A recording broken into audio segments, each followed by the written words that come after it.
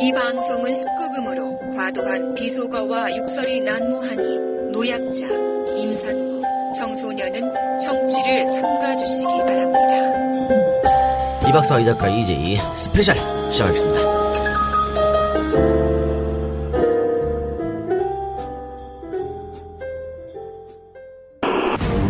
빈틈이 없어. 거길 알아야 계획을 세우지. 그냥 들어가서 들고 나면 안 되나? 저기에서도 다 보이는데? 신장 얘기했음. 난 걔는 안 물어봤잖아. 한 번도.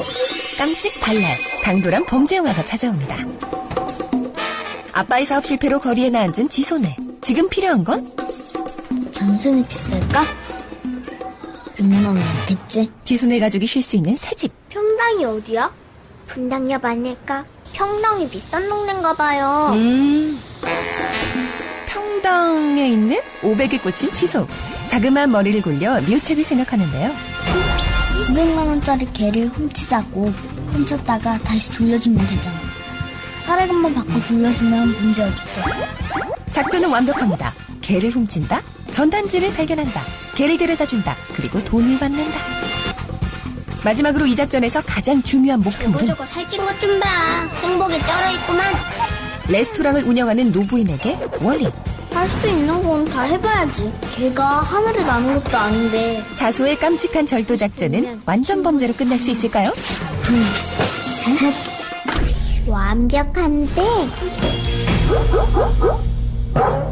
2014년도 이제 열흘밖에 남지 않았는데요. 올해를 따뜻하게 마무리해줄 코미디 영화를 더 만나볼까요? 가장 완벽하게 모두의 마음을 훔칠 영화, 개를 훔치는 완벽한 방법입니다. 아직도 고지방 마블링을 찾고 계신가요? 아직도 옥수수 중심의 소고기를 드시고 계신가요? 여기 마블링 중심주의에 빠진 등급제에서 벗어나 건강한 한우를 지향하는 네이처오다 유기농 한우가 있습니다. 인위적인 거세, 과도한 옥수수의 급여, 곡물 위주의 사료, GMO 사료, 각종 호르몬제와 항생제 등의 방법이 실습니다. 이제 국내 최초의 유기농 한우 전문 쇼핑몰 네이처오다에서 건강한 유기농 소고기와 곰탕을 만나보세요. 신규 가입하시면 바로 사용 가능한 적립금 3,000원과 모든 제품 3% 적립, 무료 배송으로 만나보실 수 있습니다. 생산지와 직거래하여 생각보다 비싸지 않은 유기농 한우. 이제부터 소고기는 네이처오다에서 찾으세요. 자, 오늘은 조금 특별한 시간을 갖도록 하겠습니다. 요즘 말입니다. 영화계가 시끄럽다 그래야 되나요? 영화계가 시끄러운 게 아니고 영화계를 이용하려고 하는 정치권이 좀 더 시끄러운 것 같은데, 그래서 또 그런 의미도 있고, 뭐 이런저런 영화계 전반에 대한 이야기를 하면서 또 이번에 새롭게 개봉한 좀 가슴 따뜻하고 또 심금을 울리면서 감동적인 영화가 있어서 여러분한테 꼭 소개시켜드리고 싶은 마음에 오늘 그 영화의 감독님과 제작자 두 분을 모시고 EJ에서 인터뷰를 하기로 했습니다. 영화 제목은 개를 훔치는 완벽한 방법인가요? 네, 맞습니다. 개를 훔치는 완벽한 방법. 자, 개를 훔치는 완벽한 방법에 감독을 하셨던 김성호 감독님 모셨습니다. 자, 네. 우리끼리 박수 한번 치죠. 네, 안녕하세요. 네, 연출했었던 김성호입니다. 네, 그리고 반갑습니다. 이 영화 제작하신 삼거리 픽처스의 엄영훈 대표님 모셨습니다. 네, 안녕하세요. 엄용훈입니다. 네. 영화계 대표적 좌빨로 유명하다고. 맞습니까? 정확하게 표현하면 좌빨이라기보다도 좀 사회성 있는 작품을 많이 하다 보니. 사회성 있는 작품들을 많이 하다 보니. 본의 아니게. 그렇게 불리는. 어느 일방이 주장한 거죠. 어느 일방이 주장한. 절대 그렇지 않다는. 제가 인식하고 있는 저의 정체성은 아니죠. 그렇죠. 그러면 사람들이 그렇게 어떤 사람들이 주장했던 영화, 어떤 영화들을 대체적으로 만드셨습니까? 네, 아마 가장 대표적인 작품은 제가 도가니를 제작을 했기 때문에. 도가니. 그런 얘기가 많이 있습니다. 많이 있습니까? 알겠습니다. 개를 훔치는 완벽한 방법. 오늘 저희가 1월 1일 새해 녹음을 하고 있는데요. 벌써 개봉을 하셨죠? 네네. 바로 어제. 12월 31일 날. 12월 31일. 네. 개봉을 했는데, 그 시사회를 통해가지고 굉장히 좋은 반응이 있었습니다. 평판, 그러니까 전문가들의 평판도 아주 좋았고, 관객들의 반응도 굉장히 좋아가지고, 굉장히 훌륭한 영화가 될 것이다. 흥행은 보장됐다. 이렇게 얘기가 많이 돌았는데, 지금 어떻습니까? 어제 개봉 또 오늘까지. 네, 제가 2주 정도 전서부터 언론 배급 시사회를 시작으로 해서 또 일반 시사회와 VIP 시사회를 했는데, 특히 언론 배급 시사회에서 영화 평론가나 또 영화 전문 기자들의 그렇죠. 굉장히 큰 호평들이 있었었고, 또 일반 관객들도 그렇고 각종 시사회를 통해서 생각보다 정말 좋았다라는 굉장히 좋은 평들이 지금 리뷰들이 굉장히 많이 올라오고 그렇죠. 있는 실정입니다. 근데 저희가 지금 물론 한국 영화 시장 중에 현재 시기가 이 박스가 가장 큰 시기이다 보니까 워낙 많은 영화들이 지금 홍수처럼 나오고 있기도 하고 또 지금 가장 이슈가 되고 있는 영화가 워낙 많은 그런 스크린 점유를 하고 있다 보니까 정상적인 수준의 반도 안 되는 그 개봉관으로 시작을 해서 어제 처음 개봉을 할 때 저희 제작진들이라든가 배급, 마케팅 모든 관계자들은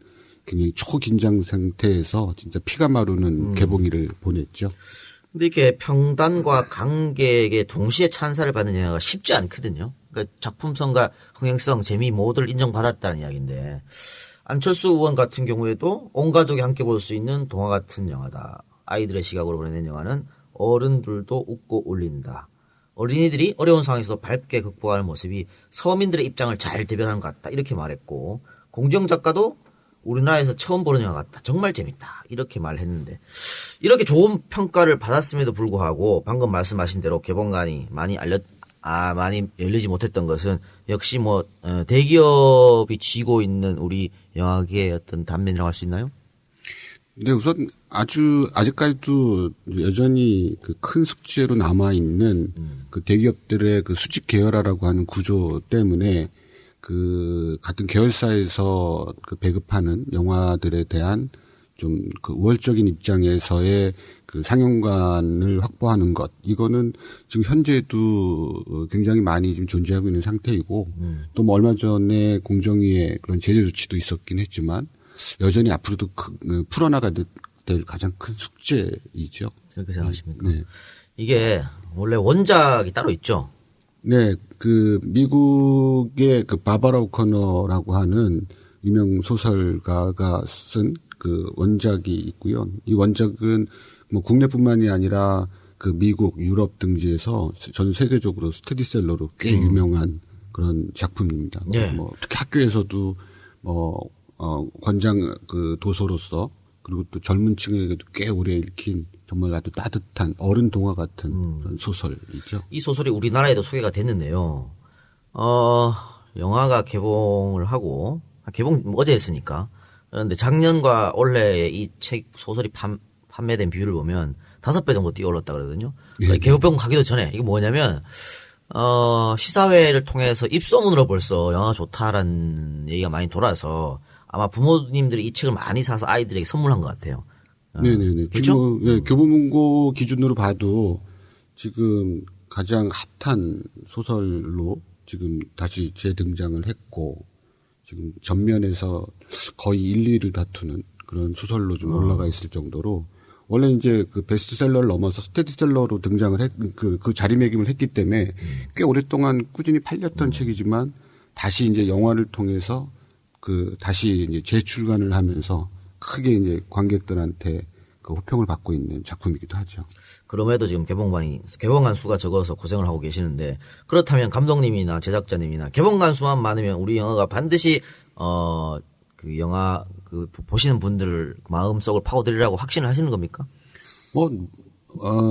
모든 영화를 만드는 사람들은 다 자기 작품에 대한 확신이 당연히 있는 거겠지만 이미 전문가나 또 일반 관객들한테 그 영화를 보시고 난 후에 그 느낌만으로도 분명히 그 관객들이 찾아서 보는 것이 아니라 정말 쉽게 볼 수 있는 그 접근성 자체만 용이하게 해준다 하더라도 지금 현재보다 훨씬 좋은 조건에서 관객분들과의 만남을 가질 수 있지 않겠나라고 확신하고 있습니다.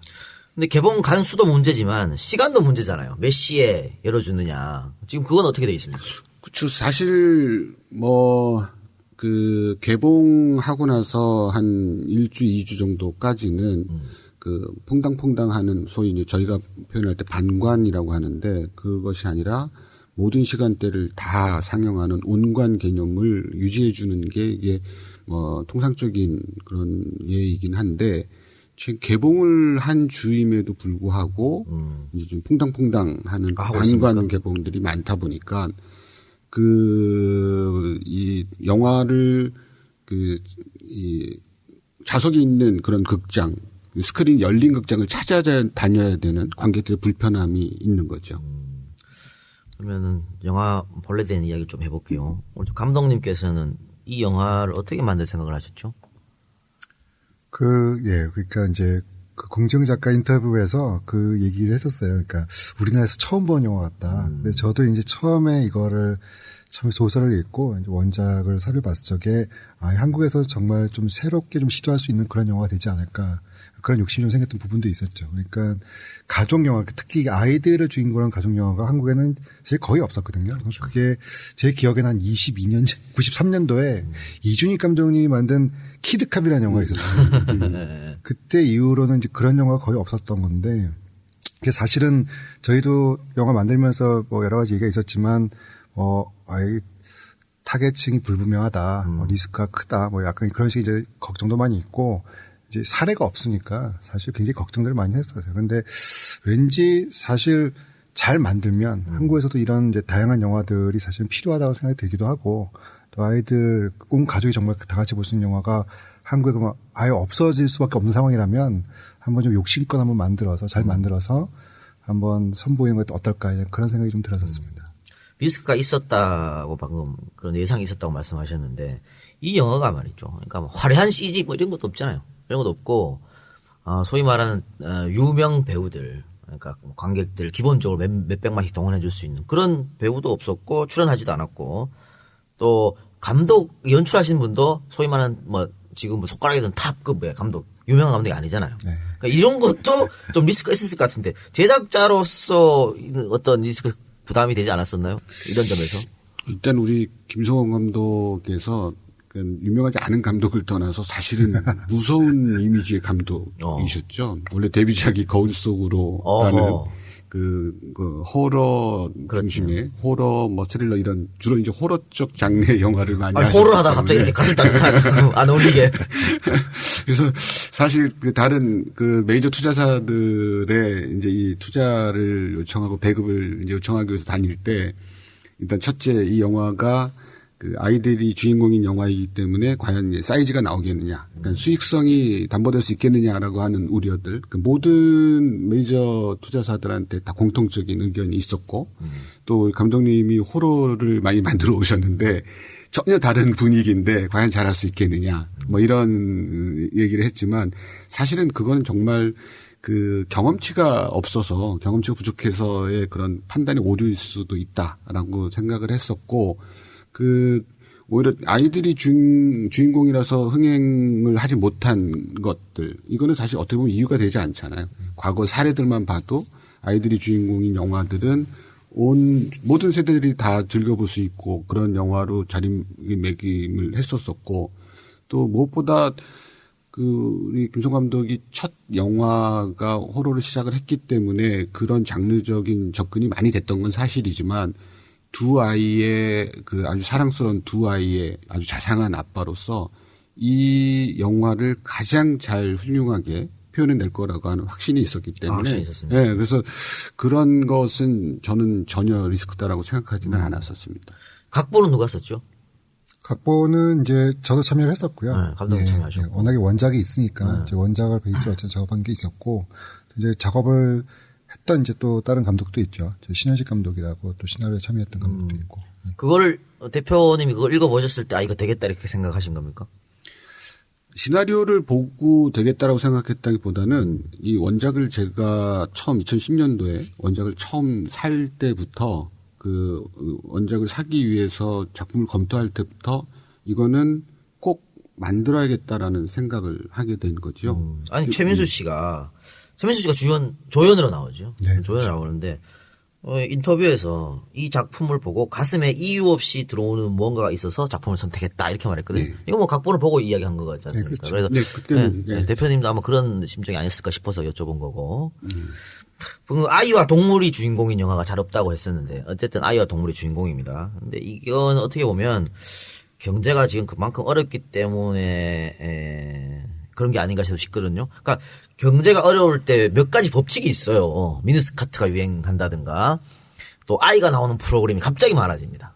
IMF 때도 그랬잖아요. 뭐 GOD가 아이를 키우는 거 있었고 요즘도 갑자기 아이들 나오는 프로그램 굉장히 많죠. 뭐 그런 거.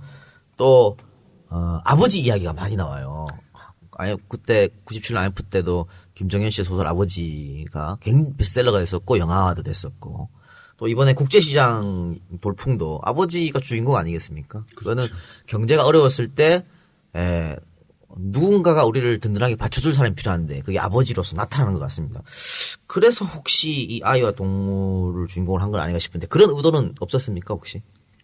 그러니까 뭐 아무래도 이 작품을 하기 위해서 제가 원작을 처음 이걸 해야겠다라고 선택한 그 저부터 당연히 그런 생각을 하게 됐는데 말씀하신 것처럼 경제가 어려우면은 사람들은 늘 자신의 그 주변 그리고 자신의 원점 이쪽으로 시선을 돌리기 마련이고 그렇게 되다 보면 내 사랑스러운 아이들, 가족들 또는 나의 아버지 또는 아버지인 나 이런 쪽으로 많이 시선을 기울일 수밖에 없는 거지 않습니까? 그러니까 당시에 그 원작을 살 때 제가 영화 도가니 그리고 러브픽션을 동시에 진행을 하면서 개인적으로 경제적으로 꽤 어려운 상황에 있었었는데 뭐 그때 저희 가족들을 이렇게 그 잘 살고 있던 그런 아파트에서 하루아침에 월세집 잠깐 월세방으로 그 아이들과 가족들을 그렇게 경제적으로 어려운 상황으로 몰고 가서 한 3년 3개월 동안 힘들게 고생을 시켰는데 그때 이 원작 소설을 읽어보고서 그 지금 영화 속에서 나오는 이제 한 번도 등장을 하지 않는 그 아빠처럼 그 가족들을 힘들게 만든 아빠로서 제 자신과 뭐 이입이 되는 느낌이 있었었어요.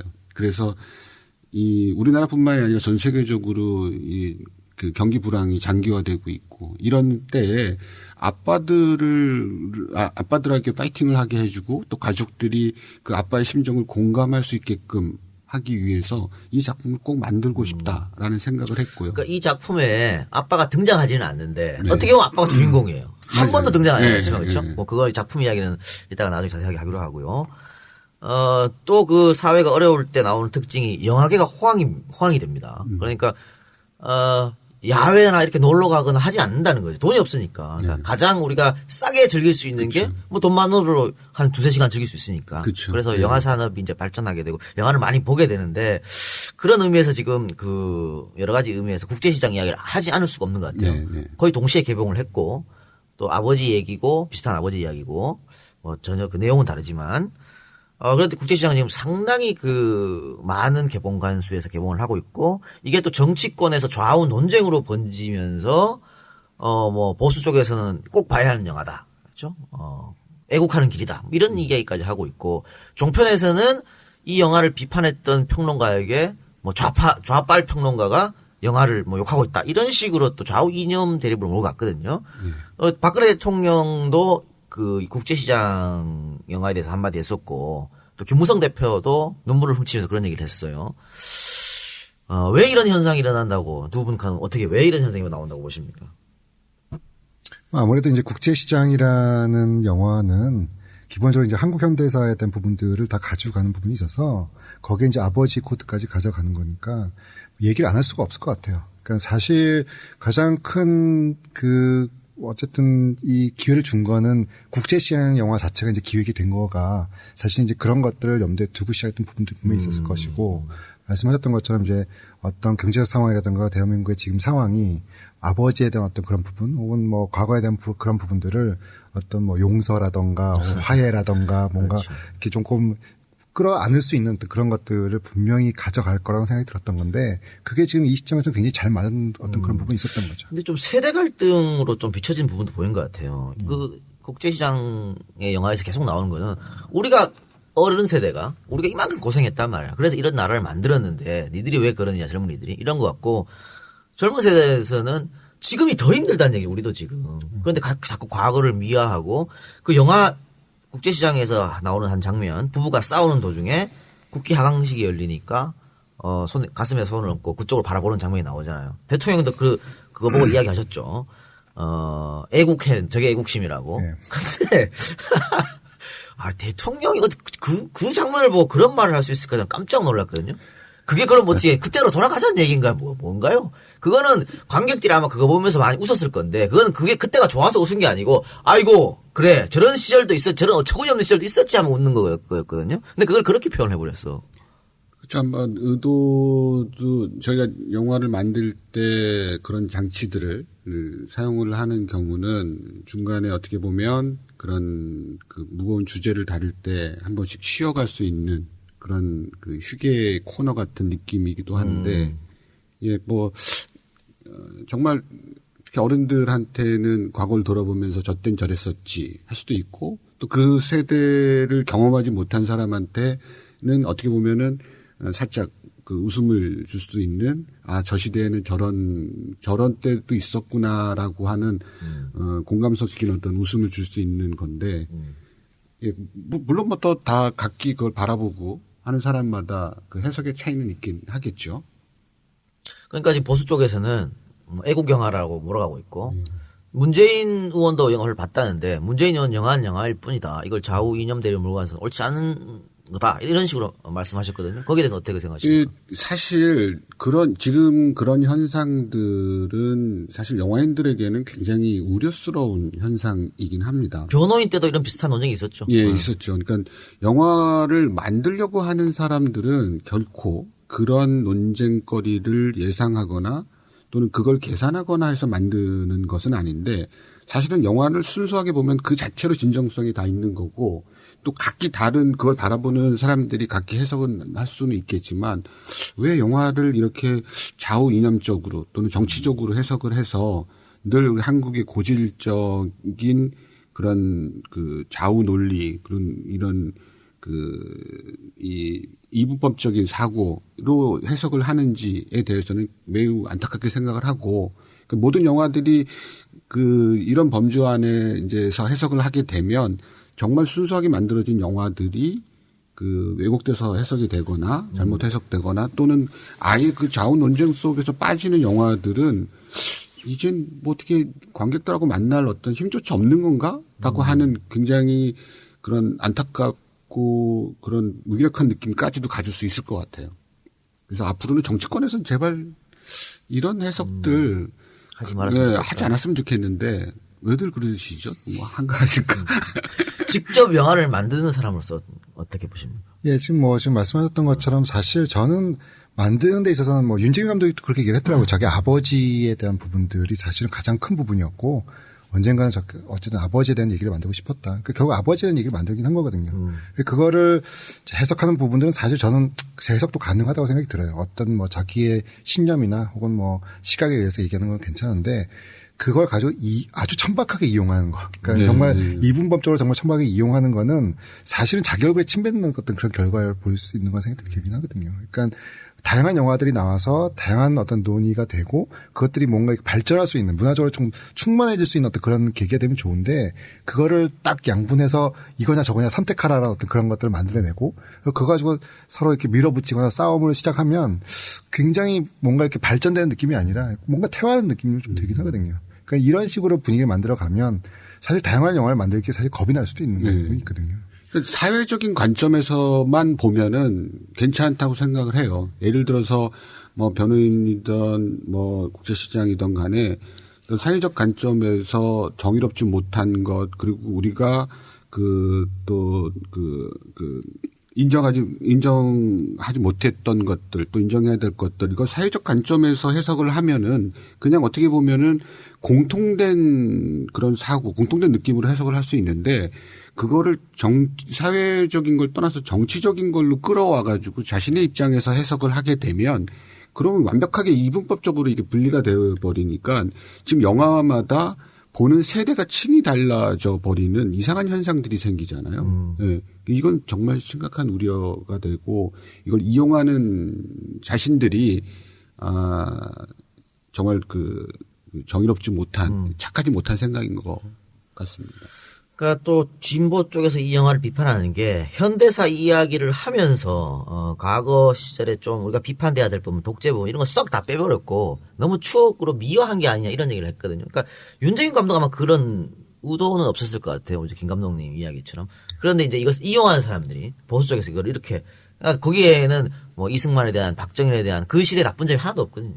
그냥 추억만 얘기하니까. 그러니까 어찌 보면 윤정인 감독도 이것이 정치적으로 이렇게 해석이 되고 하는 것에 대한 두려움도 있었을 거라고 봐요. 만드는 사람 입장에서 보면 이거 해석에 대한 그런 가능성도 분명히 있으니까. 그래서 편집 과정에서도 그런 부분에 대해서 많이 고민을 한 흔적도 사실은 느껴지기도 하는데. 그럼에도 불구하고 없는 내용까지도 끌어서 갖다 붙이니까 그런 게 더 문제인 거죠. 근데 참 그래요. 저도 우리 부모 세대 혹은 할아버지 할머니 세대 고생한 거 모르는 사람이 어디 있겠습니까? 예, 예. 진짜 다 피땀 흘려서 재벌들 아가리 틀어졌는 게 문제지. 조연아가 걔가 왜 그러겠어요? 조현민이 조연아가 왜 그러겠어? 다 지들 잘나서 그런 건 줄 알지. 그러니까. 자기 직원들이 고생해서 자기들한테 돈 벌어주고, 우리 국민들이 진짜 뭐 국산품 애용하고 이래가지고 해주고 자기 제품도 사줘서 그렇게 큰 줄 모르고, 태어날 때부터 금수저물고 태어난 것처럼 그렇게 생각하니까 문제 같은데.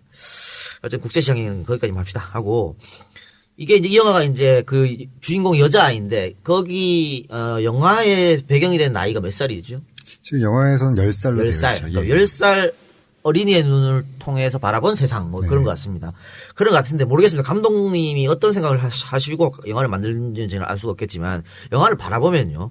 사회 부조리에 대한 비판이 조금 있는 것 같아요. 그러니까 돈이면 뭐든 다 된다. 이런 천박한 자본주의를 좀 비판한 것 같기도 하고 또 계급사회.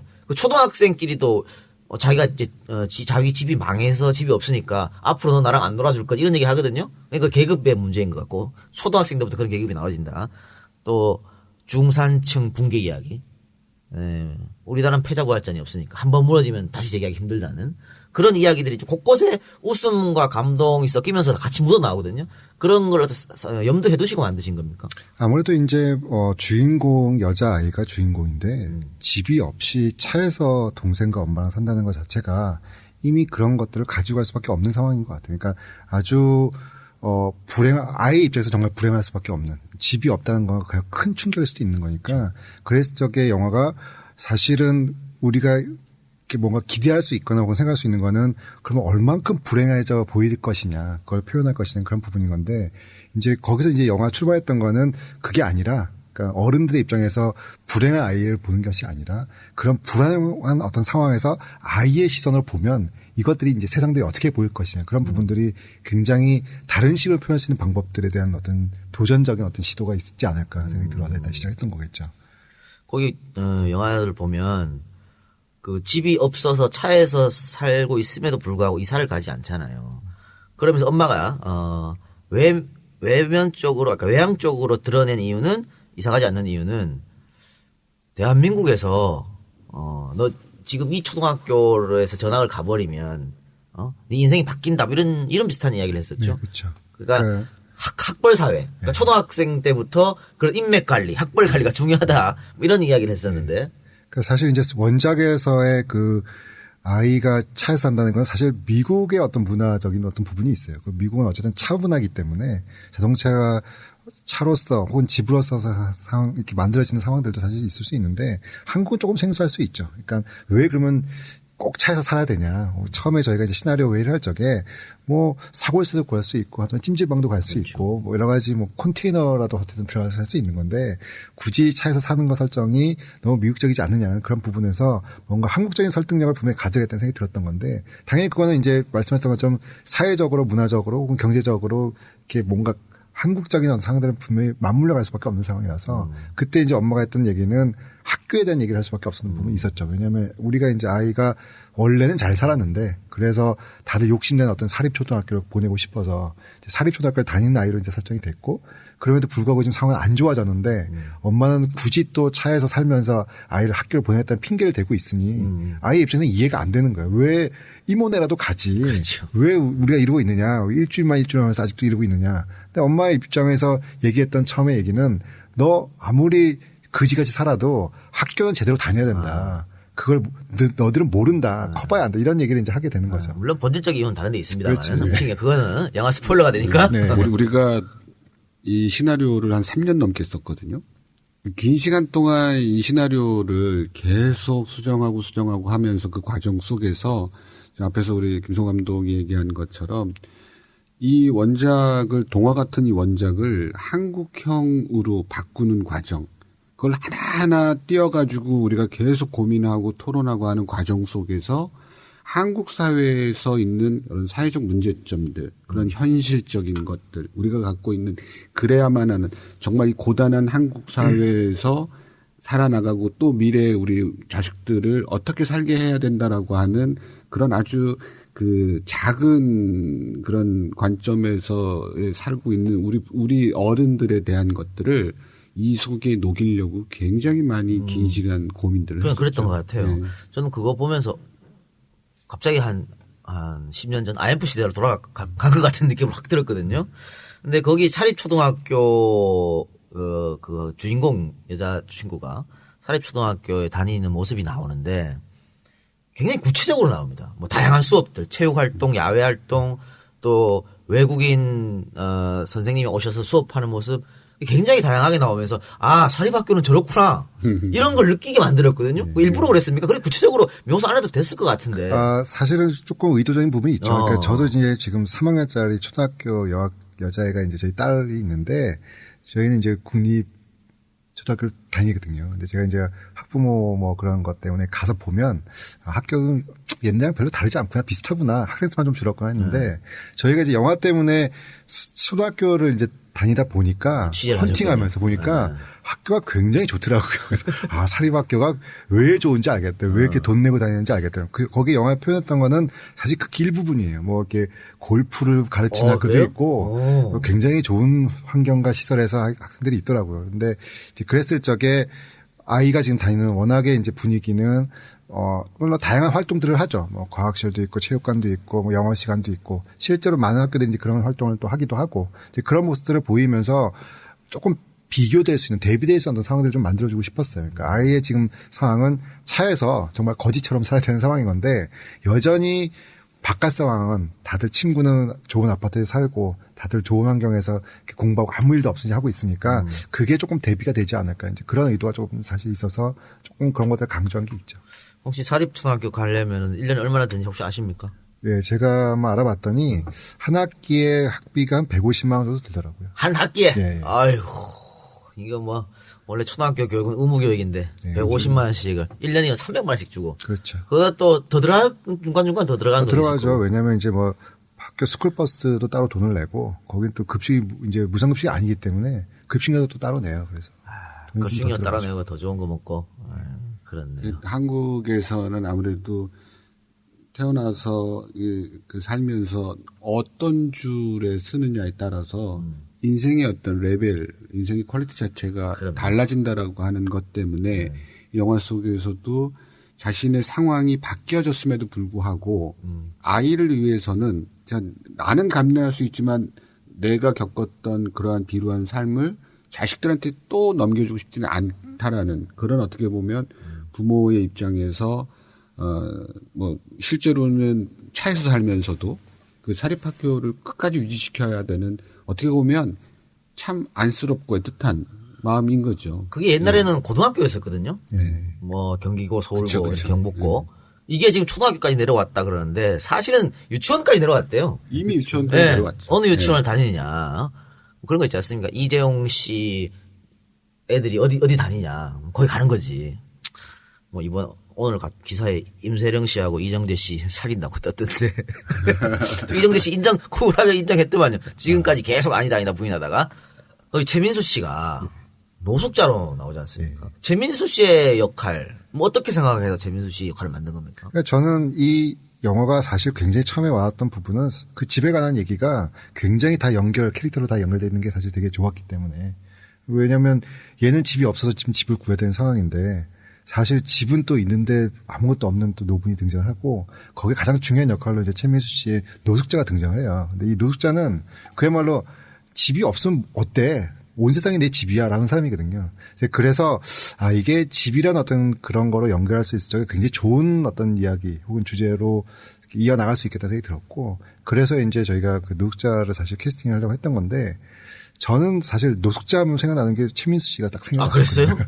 그래서 워낙에 이제 그런 뉴스를 계속 봐왔고 그냥 노숙자처럼 살고 있대더라. 어떤 사건 이후로. 그래서 그 이미지나 그런 것들이 원작에서부터 이미 겹치는 부분이 있어서 한번 우리 역할을 맡아줄 수 있으면 굉장히 뭐 괜히 과장되거나 어색하지 않고 굉장히 자연스럽게 잘 표현될 수 있지 않을까 해서 사실 최민수 씨를 사실 캐스팅하게 된 거죠. 최민수 씨가 근데 노숙자처럼 산 건 아니고 정확하게 자유인처럼 맞아. 네, 노숙자처럼 살았다 그러면 안 돼. 집에 대한 이야기, 그러니까 집이 없는 여학생, 또 집이 없는 노숙자. 네.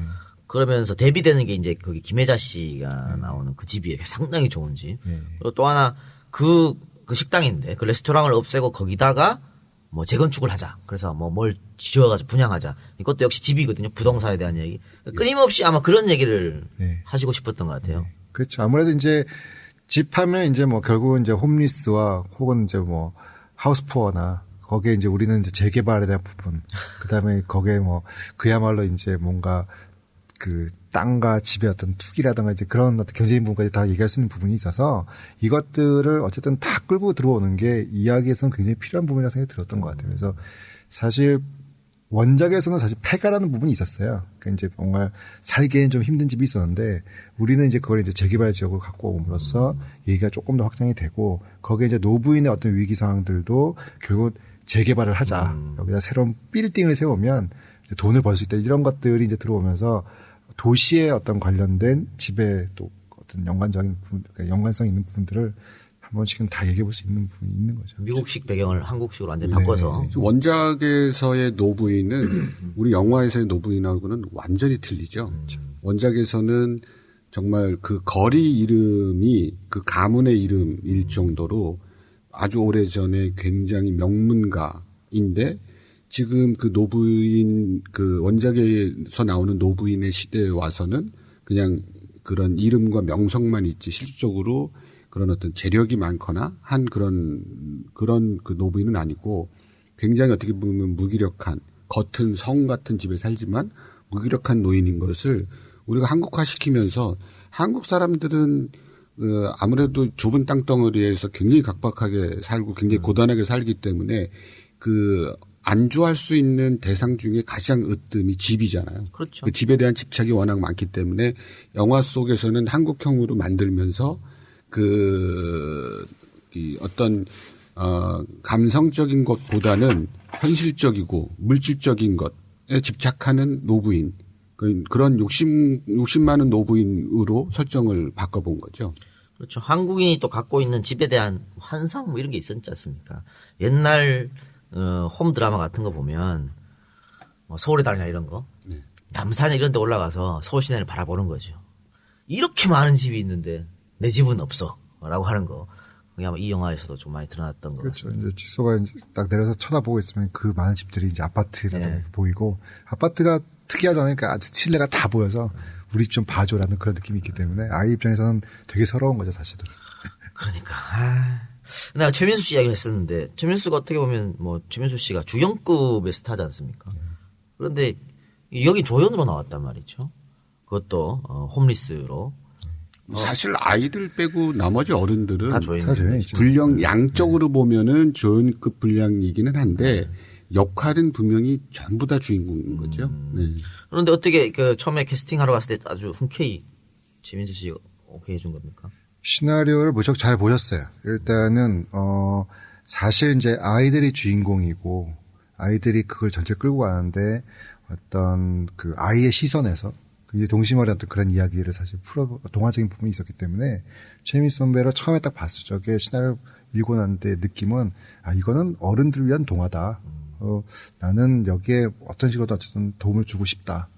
그래서 역할에 대해서 크게 반감 없이 일단 하겠다. 이렇게 말씀하셨기 때문에 그런 부분에서는 저희가 이제 굉장히 고맙게 생각하는 부분이 있긴 최민수 씨가 사실 우리가 겉으로 보는 이미지와 달리 그런 것 같아요. 어른들과 아이들에 대한 그런 사랑, 그런 아끼는 마음이 굉장히 큰 사람이에요.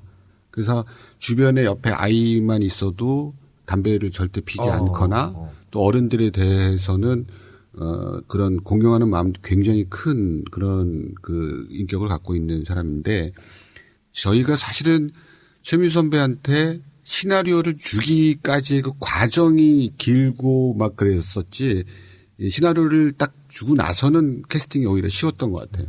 근데 과연 우리 영화를 할까? 그래도 명색의 최민수인데 이런 생각해서 계속 몇 개월을 끙끙 앓고 막 이러다가 계속 우리가 토론해도 아무리 그래도 최민수야 맞아 딱 이미지 정말 최민수인데 이런 생각을 해서 진짜 짝사랑만 할 게 아니라 그냥 나중에 거절 당하더라도 조나 보고서 한번 거절 당해보자 해가지고 어렵게 연락처를 알아서 줬죠. 그렇죠. 예, 그런 마음으로 진짜 우리가 주기까지 어마어마하게 긴장을 했어요. 그래서 일단 한번 줘보자라고 해서 몇 개월을 고민하다가 줬는데 보고 나서 금방 연락이 와서 저랑 이제 감독이랑 같이 한번 봅시다. 그래서 이제 찾아갔는데 첫 마디가 근자에 몇 년 동안 이렇게 좋은 시나리오는 정말 오래간만에 읽었습니다. 요즘 영화들이 맨날 이렇게 굉장히 폭력적이고 또는 좀 이치에 맞지 않는 논리에 맞지 않는 그런 억지스러운 영화들 그런 시나리오를 많이 봤는데 너무 좋았다라고 하면서 아주 흔쾌히 하겠다라고 수락을 해줬고 그러고 나서 곧바로 캐릭터에 대한 서로 의견들 그런 토론하면서 재밌게 토론을 한 것 같아요. 근데 최민수 선배도 우리가 생각했던 것처럼 이 노숙자에 대한 표현을 어떻게 해야 될지 본인이 굉장히 많이 연구를 했었고 그래서 그것을 연출하는 데 있어서 감독하고도 굉장히 쉽게 아주 깊이 있게 그런 이야기를 나누면서 실제로 의상이나 분장 이런 것들을 본인이 사실은 다 했다라고 해도 과언이 아닐 정도로 굉장히 연구를 많이 했던 캐릭터죠. 근데 방금 엄 대표님께서 우리가 갖고 있는 이미지하고 최민수 씨 실제 이미지하고 다르다 이렇게 말씀하셨는데 네. 이번에 수상 거부를 했어요. MBC 연기대상 수상 거부를 하면서 수상 거부 이유를 이렇게 밝혔습니다. 아직도 차가운 바다 깊숙이 갇혀있는 양심과 희망에 대한 최소한의 도리, 법과 상식이 무너지고 진실과 양심이 박제된 이 시대의 말입니다. 이렇게 말하면서 수상 거부를 얘기했는데 작품 하면서 많은 이야기도 해보고 했을 거 아닙니까? 이런 식의 이야기를 좀 하셨습니까? 그건 아마 사실은 일반인들은 전혀 모르는 얘기일 텐데 저하고는 특히 그런 얘기를 많이 했던 게 그래요? 당시 이제 세월호 사건 때문에 굉장히 마음에 아파했었었고 그리고 사실 본인이 그 세월호 사건에 대한 것을 통해서 뭔가 위로와 그런 도움이랄까 하여튼 그런 위로하고 거기에 같이 공감하기 위해서 본인이 직접 작사 작곡한 노래까지도 있어요. 그래서 저한테 이 노래를 그냥 아무런 어떤 이익이나 이런 거 바랄 것 없이 이거를 좀 유튜브나 이런 데 통해서 공개하고 싶다라는 이야기도 했고 항상 그래서 수상 소감에 나왔던 말처럼 그런 내용들에 대한 거는 저나 우리 김금도한테는 얘기를 했던 거죠. 그래서 아마 그 생각들 그것을 계속 사실은 안고 있었기 때문에 그런 것들이 저변에 깔려 있지 않나. 저는 굉장히 큰 기억이 있는 게 저희가 이제 처음에 시나리오를 주고 나서 하겠다라고 이제 연락을 받고 그리고 나서 첫 만남을 어쨌든 캐릭터에 대해서 얘기를 나눠야 되니까 첫 만남을 이제 하기 위해서 제가 최민수 선배의 작업실에 갔었거든요. 사실 좀 긴장을 했어요. 이제 캐릭터에 대해서는 구체적으로 얘기를 할 거면 어떤 식으로 이야기를 나눌지에 대한 부분들을 이제 준비를 굉장히 많이 하고 우리가 생각하는 캐릭터는 이렇다. 최민수 선배가 어떻게 생각할 건지에 대한 부분들을 조금 준비해서 이제 딱 갔는데 정말 그때가 이제 세월호 사건이 딱 터질 때였거든요. 그러니까 그 작업실 밖에 이렇게 나와 계시더라고요. 이렇게 조그만 이렇게 편의점 앞에 이렇게 앉아있듯이 여기 앉아서 앉으라고 해서 앉았는데 캐릭터 얘기를 저는 이제 사실 마음속으로 이제 나눴어야 되는 건데 정말 망연자실 한 2시간 동안 그 세월에 대한 얘기를 그렇게 하시는 거예요. 계속 내가 지금 가야 되는데 가서 이걸 도와줘야 되는데 진도를 직접. 네, 자기가 지금 사실 자기는 물속을 좀 알고 있다. 잠수도 좀 해봤고 그래서 이제 자기 동생들한테는 연락해서 장비들 다 챙겨라 내려가자라고 했었는데 이제 후배들이 이제 말렸다는 거예요. 또 지금 내려가시면 또 사람들이 또 이상하게 볼 수도 있다. 너무 좀 기다려 보자 해가지고 그것 때문에 정말 2시간을 세월호 얘기를 계속 하고 계셔가지고 사실 그냥 그날은 그냥 돌아왔어요. 저희가 얘기를 하나도 못 나누고 그럴 정도로 굉장히 그 부분에서 이미 굉장히 많은 생각들을 이미 시작하셨고 저희가 영화 정말 작업 계속 하면서도 그 얘기들을 끊임없이 나눴었기 때문에 저는 수상거부라는 그 뉴스를 봤을 적에 당연한 결과처럼 보였어요. 그렇습니까? 예. 사실 이 얘기는 우리뿐이 모르는 한 얘기. 번도 세상에 아무도 공개되지 어찌 보면 모르는 사람은 아까 읽어주신 수상소감이 뭐지라는 생각. 뜬금없다라고 생각할 수 있을 것 같아요. 뜬금없다고 생각할 수도 있고 아니면은 그냥 어설프게 뭔가 그런 흉내 내듯이 그렇게 한 얘기가 아닐까라고 생각할지 모르지만 저랑 김성호 감독은 늘 그런 거기에 대해서 고민하고 뭔가 해야 된다라고 하는 그런 간절한 마음 이런 것들을 읽었고 심지어 본인이 직접 작사 작곡한 음원을 그게 꽤 길죠? 한 8분 정도 되지 않던가? 8분 정도 아마 꽤 긴 건데 만들어 놓은 것도 직접 들었기 때문에 그래서 이게 사실은 한 노래라고 대중가요라고 생각하면 우리가 3, 4분 정도 사이즈여야 되는데 왜 이렇게 길게 이렇게 만드시면 어떻게 하려고 그러냐라고 우려 섞인 얘기했을 때 그게 아무리 물리적으로 줄이려고 해도 줄일 수가 없는 거예요. 본인의 마음은 아마 8분이 아니라 그게 몇 시간이 돼도 아마 만족스럽지 않을 것 같은데 그 마음을 그때 굉장히 많이 얘기하면서 그래서 이 영화에 대해서도 마치 지금 이러한 시대에 그런 힐링 시켜줄 수 있는 그런 영화가 아닌가라고 생각하면서 그래서 정말 이 영화 잘 됐으면 좋겠다라는 얘기를 많이 하셨었죠. 이번에 최윤수 씨 수상 거부도 화제가 됐었지만 박영규 씨가 또 받으면서 상을 받으면서 세월호 문제를 언급했었거든요. 쉬운 일이 아닙니다. 네. 요즘 들어섰으면 살펴보면 쉬운 일이 아닌데 이런 거에 대해서 어떻게 생각하십니까? 영화인, 그러니까 연예인 혹은 사회적 영향이 있는 사람들이 이런 식으로 사회적 문제에 대해서 언급하는 거. 헐리우드에서는 비일비재한 일인데 우리나라에서는 잘 보이지 않아요. 우리나라에서 또 그렇게 하면 또 정치적인 이렇게 얘기를 해버리거든요. 네, 그러니까 그게 문제다는 거죠. 앞서 얘기했던 것처럼 그냥 영화 자체를 정치적으로 끌고 와서 이 영화에 들어있지 않는 다른 내용들을 갖다 붙이면서 결국 정치적으로 해석을 하려고 하는 것처럼 그런 의도 때문에 그런데 이런 연예인이든 저명 인사들이 사회에서 발생된 여러 가지 사건, 사고든 현상이든 그런 거에 대해서 정말 자유롭게 얘기할 수 있는 그런 분위기. 이건 정말 민주사회에서 가장 기본적인 거고 중요한 거죠. 근데 그게 정치적으로 해석될 걸 우려해서 얘기하지 못하는 하고 싶은 것이 있어도 얘기하지 못하는 그런 지금의 이 사회가 정말 우스꽝스러운 사회인 거죠. 감독님 어떻게 생각하십니까? 그러니까 사실은 연기자도 마찬가지지만 기본적으로 영화뿐만 아니라 이 예술 쪽이라는 부분들은 사실은 그러한 방울 기질을 다 가지고 있거든요. 그러니까 사회에 대한 어떤 문제의식을 해서 출발하는 것들이 다 이제 아트로 승화시켜지는 그런 부분도 있기 때문에 사회를 바라볼 적에 비판적이거나 혹은 거기에서 굉장히 어떤 자기의 어떤 의식들을 이렇게 깨쳐나가면서 그것들을 이제 보여주고 표현하고자 하는 것들 욕구들이 있기 때문에 그런 것들을 사실은 표현하는 것이 굉장히 이제 뭔가 좀 중요한 어떤 이슈가 될 수도 있고 그런 문제를 만들어낼 수도 있는 거기 때문에 저는 그게 되게 자연스럽게 보여요. 두 분은 아주 찬성하는 문화, 소위 예술 포괄해서 문화라고 볼 때 우리가 산, 바다, 들 이런 것들만 보고서 그런 예술적인 감성을 갖다가 구체화시키는 것 이건 한계가 있잖아요.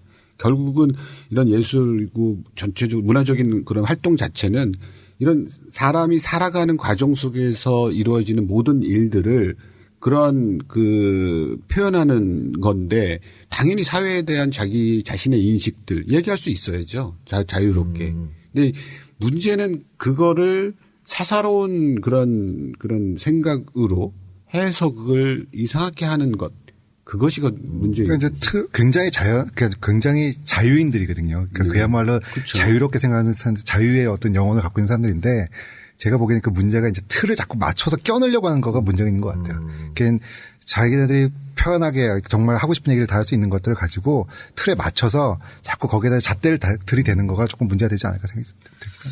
그런데 이렇게 반론을 해볼 수도 있을 것 같은데 엄 대표님 같은 경우는 도가니 만들었고 또 하나의 약속을 제작할 뻔했고 또 카트라는 영화에서도 좀 관여를 하셨고 카트를 배급을 했죠. 배급을 하셨고 이런 거 다 정치적 영화 아니야? 라고 말할 수 있을 것 같아요. 그거는 사실 대단한 오해라고 생각을 해요. 도가니도 그렇고 카트도 그렇고 어떤 정권에 대한 얘기가 아니잖아요. 어떤 정권에 대한 것이 아니라 사회부조리? 그렇죠. 그 사회의 구조적 모순, 그 속해 있는 어떤 특정 집단의 부조리, 모순 이거에 대한 걸 얘기를 하려고 한 건데 왜 누군가는 공격을 하고 누군가는 거기에 대한 반론을 제기하고 그렇게 하냐고. 절대 그런 어떤 정치적인 이유를 담아서 한 거는 없거든요. 그러니까 노동에 대한 문제, 노동자의 근로자에 대한 문제이건 또는 그 권위주의적인 어떤 행태들에 대한 문제이건 이것들이 왜 정치적으로 진보냐 보수냐로 해석을 하고 그렇게 주장해야 될 근거가 도대체 뭐냐 이거죠. 그렇게 의도해서 한 것들이 아닌데. 예.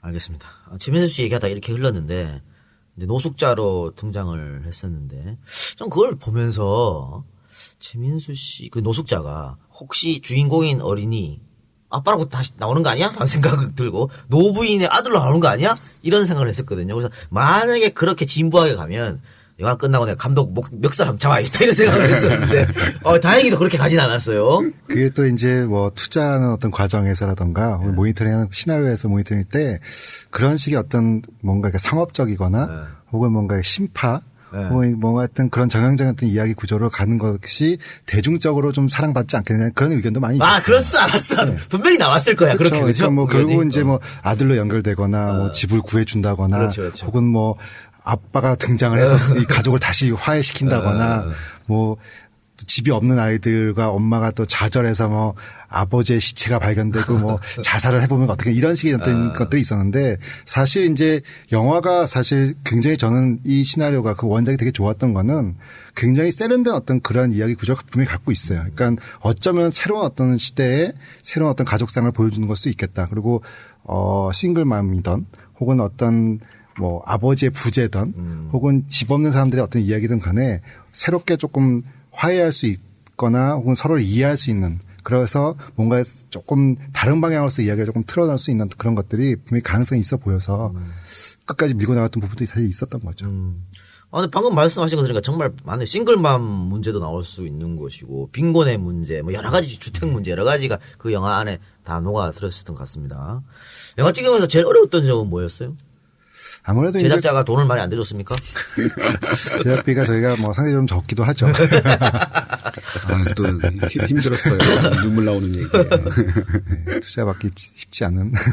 아무래도 이제 아이들이 주인공인 영화가 사실 되게 생소하거든요. 이게 과연 흥행이 될 거냐, 투자 받아서 영화를 잘 만들 수 있을 거냐 그런 부분도 있었고 연출장 입장에서도 아이들의 호흡이라던가 어떤 캐릭터가 영화 전체를 끌고 가야 되는데 그렇게 할 수 있는 어떤 아이들의 어떤 연기 혹은 뭐 거기에 대한 연출력 그런 부분들이 굉장히 위험할 수도 있고 되게 도전적인 어떤 그런 부분도 있었기 때문에 걱정을 좀 많이 했죠.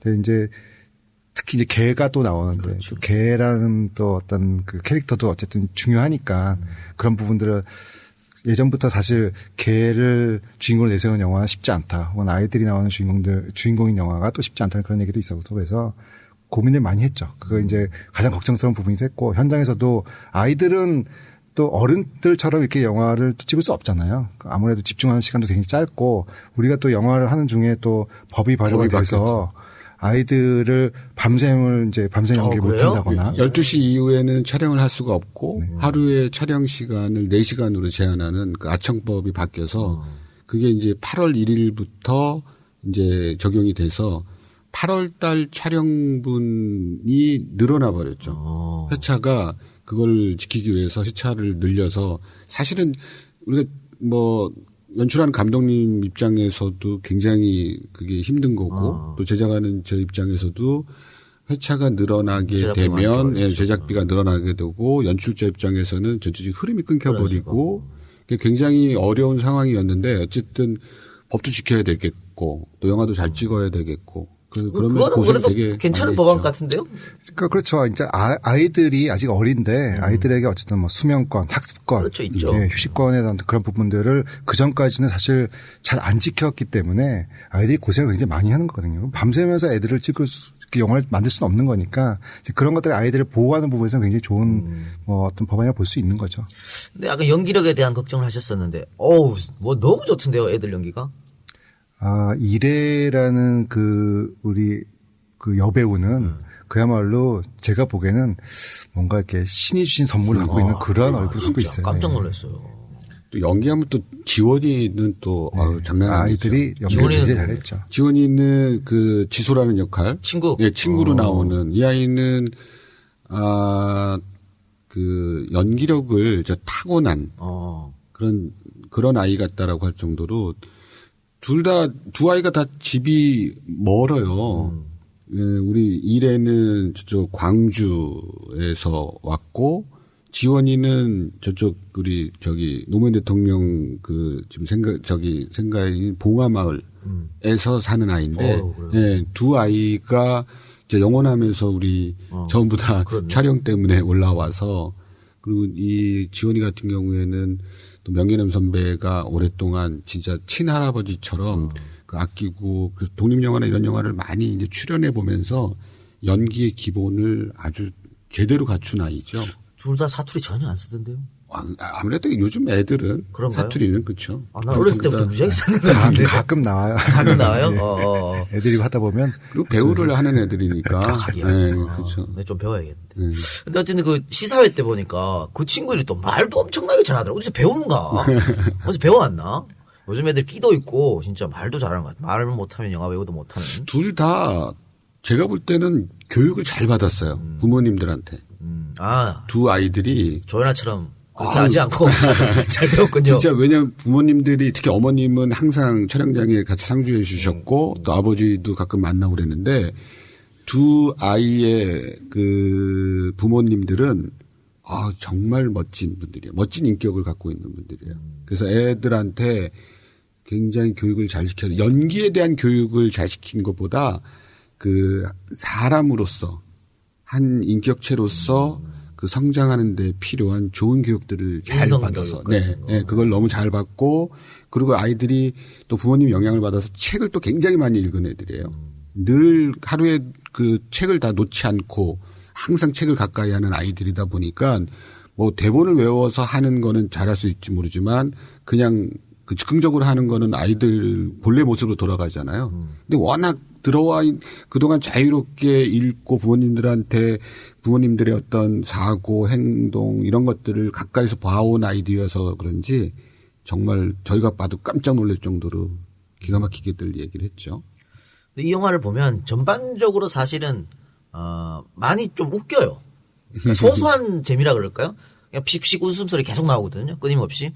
그러다가 영화 중반으로 흐르면서 이제 감동적으로 눈물이 나오는 건데 제 옆에 앉아서 보셨던 그 노신사라고 그래야지 한 예순이 넘은 것 같은데 나 그분 때문에 영화에 집중을 못했어요. 계속 우는 바람에 뭐 이렇게 아저씨가 이렇게 우나 싶었는데 그만큼 마지막에는 굉장히 큰 감동을 줬는데 그게 억지 감동이 아닌 게 너무 좋았던 거고 일부러 감동을 줘서 눈물을 찍어내려면 더 할 수도 있었던 것 같거든요. 그렇죠. 어떻게 일부러 절제를 하신 겁니까 그건? 아무래도 이제 처음에 아까 제가 잠깐 말씀드렸던 것처럼 사실 이런 어려운 상황에서 이야기를 시작했다면 굉장히 정말 불행한 상황까지 갈 수 있거든요. 근데 이제 영화의 어떤 성격이 결국은 아이가 개를 훔치고 다시 돌려주는 어떤 그런 과정들을 하는 거기 때문에 정말 뭐 누가 죽거나 뭐 이상하게 얘기를 풀 수 있는 그런 상황들이 아니라 우리가 흔히 그냥 느낄 수 있는 부모로서 혹은 뭐 아이들로서 이렇게 정말 가까이 있는 사람들한테 느낄 수 있는 작은 감정들이 분명히 있었던 거고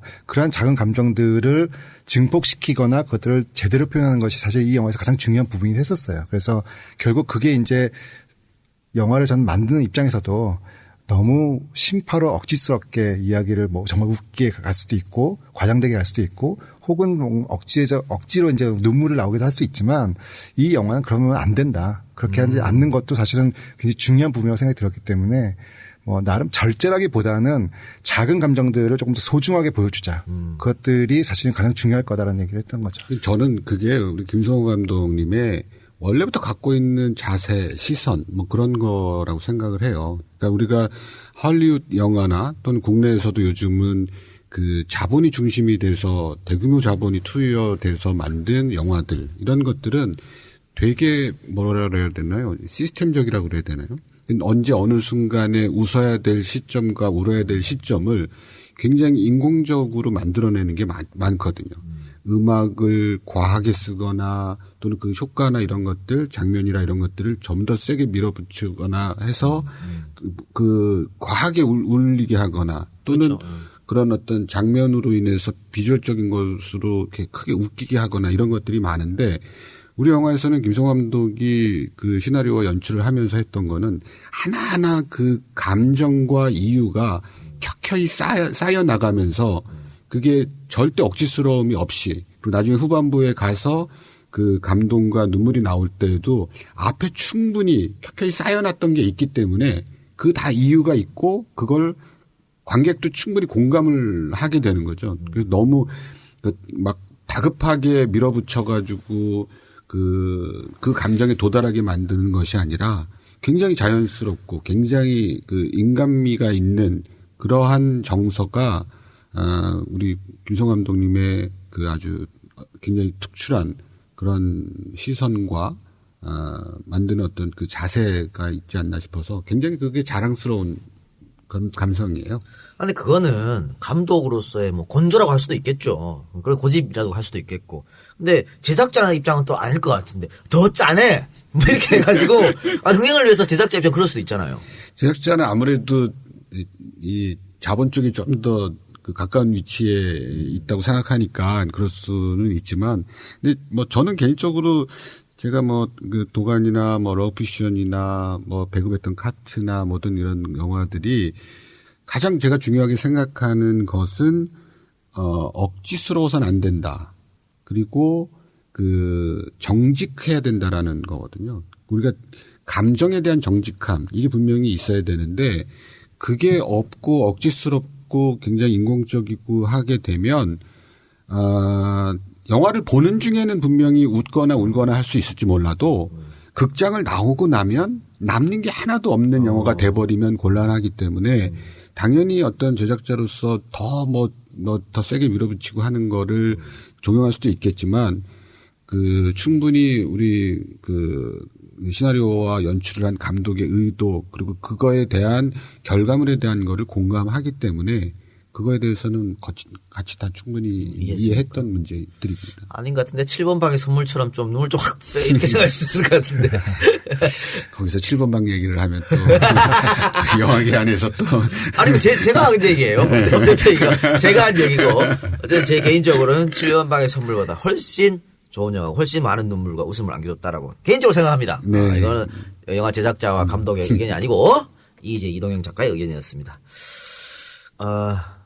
이 영화에서 보면 뭐 아이들이 주연이다 이렇게 보여지는데 또 다르게 보면 또 그런 것도 아닌 것 같아요. 실제적인 주인공은 누굽니까? 뭐 양쪽으로 볼 때 분명히 아이들이 주인공이 많고 역할적으로 볼 때 또 어른 배우들이 또 주인공인 게 맞고 그런데 저는 개인적으로 그 여기 이 영화에서 노고해 주신 배우분들한테 정말 죄송한 이야기이긴 하지만 제 개인적인 생각으로는 영화에 단 한 번도 등장하지 않는 아빠 그리고 모든 캐릭터들이 집중하고 있는 집 이게 단 한마디도 하지 않는 집 이렇게 아빠와 집이 이 영화의 주인공이 아닌가. 물론 뭐 저 나름대로 해서. 아니, 충분히 그런 말씀을 하실 수 있을 것 같고요. 저도 사실 저도 아빠가 된 지 얼마 안 돼서. 근데 뭐 세상의 모든 아빠가 거기 나오진 않지만은 어쨌든 거기 등장한 아빠를 보면서 나도 저 아빠가 될 수 있겠다고 생각을 많이 하실 거예요. 그건 그 편지 써놨지 않습니까? 근데 그게 저 잘 안 보이더라고, 근데. 그 단점이야. 그거 좀 잘 보이게 딱 해줘야 되는데 잘 안 보여, 편지가. 네임펜으로 썼어야 되는데. 그러니까. 볼펜으로 써가지고 보이질 않아. 어쨌든 그 편지를 이렇게 보면 충분히, 공감 가거든요. 왜 그렇죠. 아빠가 저렇게 집을 나갈 수밖에 없었을까. 그러니까 아빠에 대한 그 가장에 대한 부담감, 그죠? 어깨를 항상 짓누르고 있는. 그렇죠. 가장의 입장에서 뭐 저도 그 경험을 하면서 그 가장 공감하는 문장이 그거거든요. 빨리 돌아와서 모든 거를 제자리로 돌려놓을게라고 하는 모든 거를 정상으로 돌려놓는. 제가 아빠가 주인공이다라고 했지만 사실은 이 영화에서 그 아빠라고 하는 존재는 부재 또는 결핍을 이야기하고 있거든요. 가정으로 볼 때는 아빠인 거고 또 각 사회나 이런 걸 볼 때는 한 조직의 리더이고 한 거겠죠. 그러니까 가정이나 조직의 장이 부재했을 때 어떤 결핍이 발생했을 때 오는 그 조직의 혼란, 그 가정의 혼란 이것으로부터 이 영화의 이야기는 시작이 되잖아요. 결국 집으로 돌아오는 것은 집이라고 하는 또 다른 주인공으로 돌아오는 것은 우리가 끊임없이 추구하는 것은 안정, 행복 이거이기 때문에 그것을 통해서 우리가 추구하는 가치가 무엇인가를 생각해보는 모두가 성장하는 영화인 거죠. 그 부분이 사실은 원작에 없던 얘기기도 하거든요. 그러니까 아빠라는 부분요? 노숙자, 그러니까 대포, 그러니까 이제 최민수 선배가 역할했던 부분에서 지소 여자 주인공애가 물어봐요. 왜 이러고 사냐? 딸이 있는데 왜 이러고 사냐라는 질문을 이제 하게 되는데 그게 사실은 원작에 없는 부분이에요. 근데 그랬을 적에 최민수 선배가 이제 얘기했던 거가 미안해서 그렇지라는 얘기를 해요. 그러니까 그 미안함이라는 부분은 사실 굉장히 중요한 부분이긴 하거든요. 그러니까 마치 뭐 아빠들이 모든 남자들이 자기가 하고 싶은 것 자기 마음대로 하고 있는 것처럼 보이기도 하지만 사실은 한켠은 그 미안함을 갖고 있다. 그 미안함을 표현하는 것이 이제 결국 최민수의 어떤 역할이었던 거기도 하고 그거를 지소가 듣고 아, 그 미안함이 우리 아빠한테도 있겠구나라는 그런 부분들이 사실 깨달으면서 조금 성숙한 부분이 있거든요. 그래서 아빠의 미안함이 사실 영화에서 굉장히 중요한 부분이라 그것들을 조금 저희가 원작에 없었지만 이제 집어넣은 부분이기도 하죠. 그래요. 아빠들이 만든 아빠의 영화? 그런 건가? 대화가 필요해. 우리 가정 다. 저희 ום 대표님 자녀분들하고 대화 많이 하십니까? 저도 애가 3씩이나 되는데 능력도 없으면서 셋이 안 왔어요. 거기다 가장 어려운 시기에 또 늦둥이를 낳아서. 참 어려운 시기에 이게 진짜. 제가 지금 경험해봐서 아는데 왜 전쟁통에도 그렇고 가장 어려운 상황에도 애가 태어나냐면요. 어려운 시기에 사랑은 더 싹. 그래요? 그게 우리도 어렸을 때 보면은 한 방에서 굴비역듯이 쫙 이렇게 누워서 자고 그랬는데 어떻게 나오지 우리 뭐. 형제들은 왜 이렇게 계속 생길까 이랬는데 그런 상황이 처해 보니까 생기더라고요. 그러니까 우리 옴 대표님께서는 첫사랑하고 결혼을 했으니까 제가 맨날 보면서 한숨 쉬면서 아유 안타깝다 그러는데 첫사랑하고 결혼을 했음에도 불구하고 셋째는 태어난다. 늦둥이는 태어난다라는 걸. 대화를 많이 하십니까? 대화를 많이 못하는 게 사실인데 진짜 영화 만들면서 그런 반성 참 많이 하게 됐고 또 이번에 이 영화를 통해서 정말 가족들한테 사과하고 싶은 마음으로 만들었기 때문에 영화에 대한 얘기를 또 많이 하면서 최근엔 좀 대화가 많이 늘었어요. 김 감독님 어떠세요? 오늘 자제분들이랑 만든 쿠키를 가지고 오셨어요. 예. 참 다양하게 하십니다. 예. 시간이 좀 많아요. 근데 우리 김성호 감독은 아이들에 대한 사랑이 굉장히 지극해요. 네. 친구 같은 아빠 뭐 그런 겁니까? 아무래도 이제 뭐 격이 없이 지내는 게 좀 중요하다 싶은 생각이 좀 들어서. 우리 김 감독 아이들은 거의 스텝 같아요. 우리 뭐 촬영장에도 자주 왔고 사무실에도 자주 오고 뭐 이러다 보니까 스텝 같아요. 그러니까 제가 왜 대화 말씀드렸냐면 사실 우리 아버지 세대가 상당히 불쌍하신 세대예요. 열심히 정말 가족을 위해서 그렇게 열심히 진짜 뼈가 빠지게 일했는데 그거 가족들이 인정 안 해주거든. 뭐 대화도 없고 본인은 많이 말을 하고 싶을 거 아닙니까? 가족들이랑 자식들이랑 하고 싶은데 그걸 안 해봤기 때문에 또 안 되는 거예요. 그러니까 우리 세대는 이제 조금 방금 감독님 말씀처럼 격이 없이 친구 같은 아빠랑 대화도 많이 하고 이러는데 윗세대는 상당히 좀 안 됐다라는 생각도 드는데 이 영화를 보면서 아버지에 대한 존재에 대해서 다시 한번 생각하게끔 했으면 좋겠다는 바람도 드네요. 네, 맞습니다. 이게 그동안 우리 위에 그 세대 어르신들도 그렇고 대화라기보다는 사실 일방적인 주장, 일방적인 이해를 요구했거나 그런데 사실은 우리가 그 과거의 식민지 시절이나 6.25나 이런 걸 통해서 우리의 어르신들이 많은 희생과 노고를 했지만 또 지금 우리 젊은 사람들도 그 시대 못지않게 정말 많은 또 고통을 받고 있기 때문에 이건 어느 한 일방이 주장해야 될 얘기가 아니라 서로가 내 시대는 이래서 힘들었는데 너네도 만만치 않구나라고 이해를 하는 그런 자세. 저희도 힘들지만 아버지 어머니가 이렇게 고생했음에도 불구하고 저희가 그 이상 못해서 정말 죄송해요라고 서로가 서로를 배려하고 이해하고 공감할 수 있는 그런 대화가 돼야지 일방의 어떤 주장만 하는 그런 소통은 바꿔야겠죠. 예. 알겠습니다.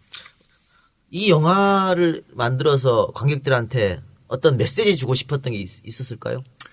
저는 일단은 사실 가장 좋았던 부분은 아이가 이제 노부인 앞에서 고백하는 장면이 있어요. 고백하는 장면에서 그 고백을 다 듣고 난 노부인이 딱 하는 얘기가 있어요. 그 얘기가 가끔 정말 어려운 상황이라면 나쁜 짓을 할 수도 있다. 하지만은 네가 그렇다고 해서 그 나쁜 짓이 사라지는 건 아니다라고 얘기하는 게 있어요. 저는 그게 어쩌면 이 영화는 아이의 성장 영화이고 아이가 뭔가 어떤 사건을 통과하면서 이 사건을 이제 겪으면서 뭔가 조금 더 성숙된 인간으로 되었기도 하지만 이 노부인이 해주는 이 얘기는 아이한테 국한된 얘기를 안 생각이 들었어요. 이거는 우리 모두에게 아무리 나쁜 짓을 한다 한들 그리고 그걸 용서받거나 고백하고 한들 어쨌든 나쁜 짓을 했다는 거는 잊지 말아야 된다는 그런 부분이 있기 때문에 저는 그게 가장 중요하다고 생각해요. 메시지가 가장 중요한 거였다. 어려울 때 나쁜 일을 할 수 있지만 나쁜 일을 하면 안 되는 거. 그런데 뭐 요즘에 우리 정치권을 보면 어렵지도 않은데 나쁜 일을 하는 사람들이 많으니까.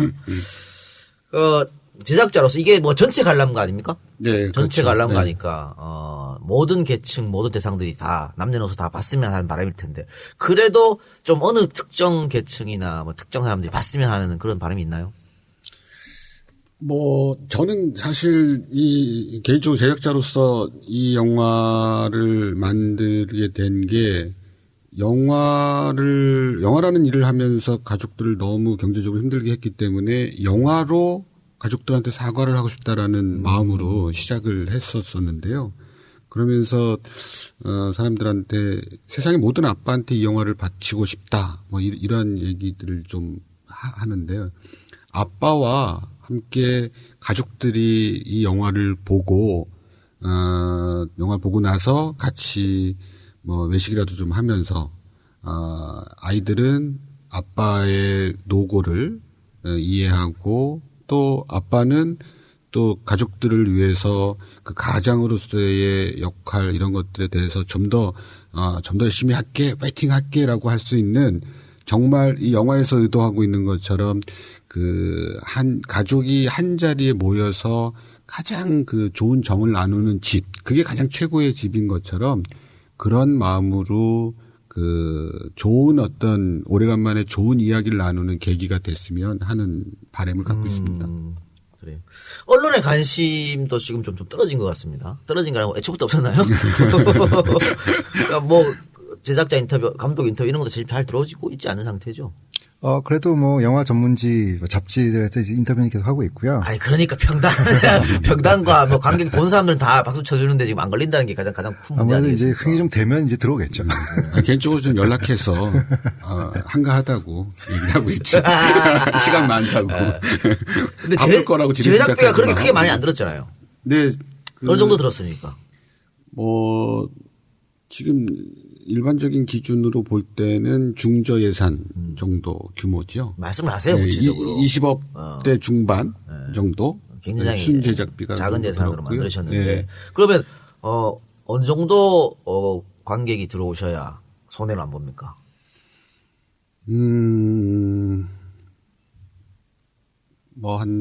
110만 정도? 110만 정도. 될 것 같은데요. 뭐 우리 EJ 들으신 분들만 다 가주셔도 가뿐하게 넘기겠습니다만 안 가십니다, 우리 EJ 팬분들은.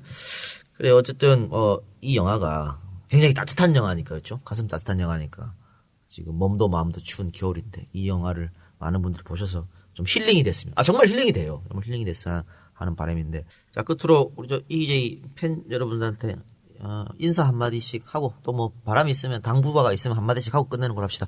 먼저 우리 감독님부터 한번 해주실까요?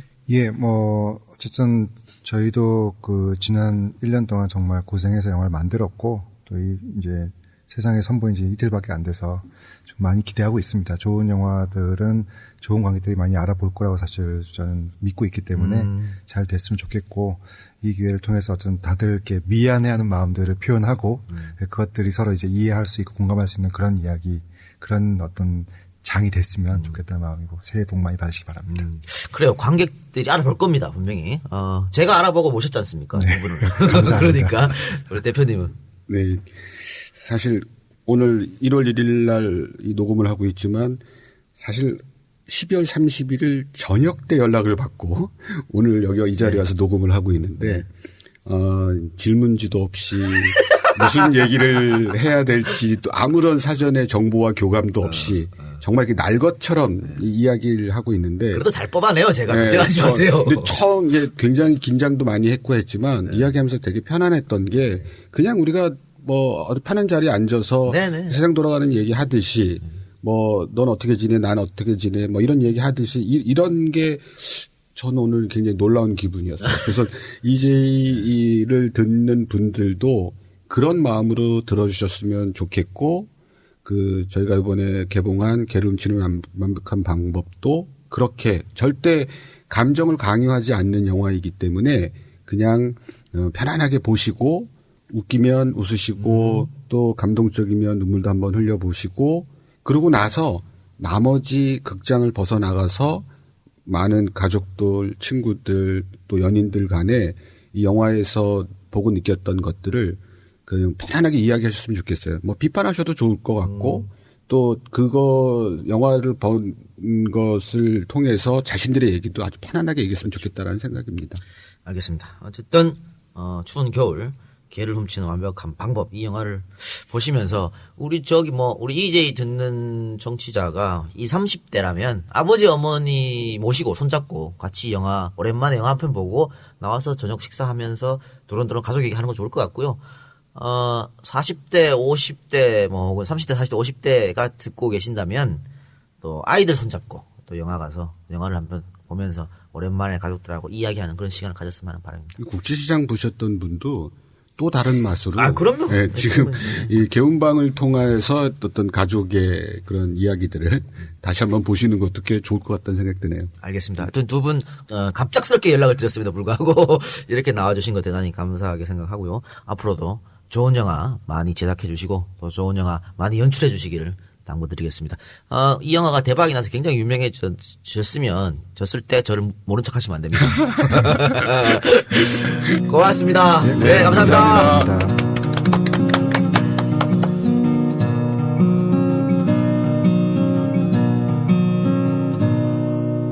네모난 창 둥근 바퀴 자동차에 사는 것 좋은 것들이 많이 있어요.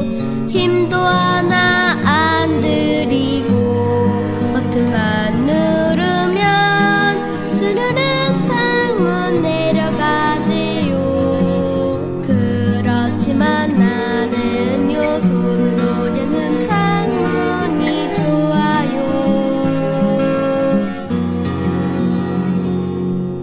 창문으로 들어오는 바람 냄새 맡으며 소중한 걸 알게 됐어요. 맨발로 뛰놀던 거실과 두 발 쭉 펴고 잤던 예쁜 내 침대도 가족들과 TV보다 책상에서 꾸벅 졸았던